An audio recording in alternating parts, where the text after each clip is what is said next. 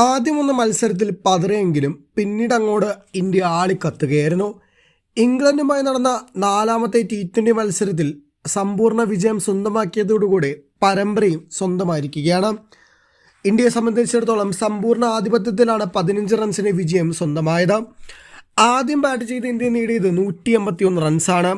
ഇന്ത്യക്ക് വേണ്ടി ഹാർദിക് പാണ്ഡ്യയും ശിവം ദുബെയും അർദ്ധ സെഞ്ചുറികൾ നേടി. ഹാർദിക് 30 പന്തിൽ 53 റൺസ് നേടിയപ്പോൾ ശിവം ദുബെ 34 പന്തിൽ 53 റൺസാണ് നേടിയത്. ഇന്ത്യക്ക് വേണ്ടി റിങ്കു സിംഗ് 30ഉം അഭിഷേക് ശർമ്മ 29 റൺസും സ്വന്തമാക്കി. ഇന്ത്യ ആദ്യം ഒന്ന് പതറിച്ചതിൽ സാക്കിബ് മഹ്മൂദിന് വലിയ പങ്കുണ്ട്. 4 ഓവറിൽ 1 മീഡനടക്കം 3 വിക്കറ്റുകളാണ് സ്വന്തമാക്കിയത്. സഞ്ജു സാംസൺ, തിലക് വർമ്മ, സൂര്യകുമാർ യാദവ് എന്നീ നിർണായക വിക്കറ്റുകൾ സ്വന്തമാക്കാൻ മഹ്മൂദിന് സാധിച്ചു.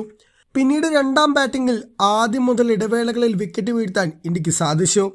നിർണായകമായ ജോസ് ബട്ട്ലറുടെ വിക്കറ്റ് എടുക്കാൻ ഇന്ത്യക്ക് സാധിച്ചത് മത്സരത്തിൽ നിർണായകമായി. ആദ്യ വിക്കറ്റിൽ 62 റൺസിന്റെ കൂട്ടുകെട്ടാണ് പവർ പ്ലേക്കുള്ളിൽ ഇംഗ്ലണ്ട് സ്വന്തമാക്കിയത്.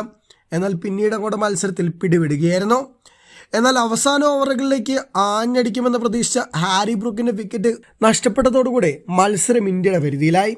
26 പന്തിൽ 51 റൺസാണ് ബ്രൂക്ക് നേടിയത്. ഇന്ത്യക്ക് വേണ്ടി രവി ബിഷ്ണോയും ഹർഷിത് റാണയും 3 വിക്കറ്റ് നേടിയപ്പോൾ വരുൺ ചക്രവർത്തി 2 വിക്കറ്റ് സ്വന്തമാക്കി. അർഷദീപ് സിംഗും അക്ഷർ പട്ടേലും ഓരോ വിക്കറ്റ് വീതം നേടി. ഇതോടെ സമ്പൂർണ്ണ ആധിപത്യത്തിൽ ഇന്ത്യ പരമ്പര സ്വന്തമാക്കുകയായിരുന്നു. ശിവം ദുബെയാണ് മത്സരത്തിൽ മാൻ ഓഫ് ദ മാച്ച് ആയത്. സഞ്ജുവിനെ സംബന്ധിച്ചിടത്തോളം നിർണായകമായ മത്സരത്തിൽ 1 റണ്ണിന് മടങ്ങിയത് ആരാധകർക്ക് വലിയ രീതിയിൽ നിരാശയുണ്ടാക്കി. മത്സരത്തിൽ ഏറെ നിർണായകമായതും സഞ്ജുവിന്റെ വിക്കറ്റ് തന്നെയാണ്.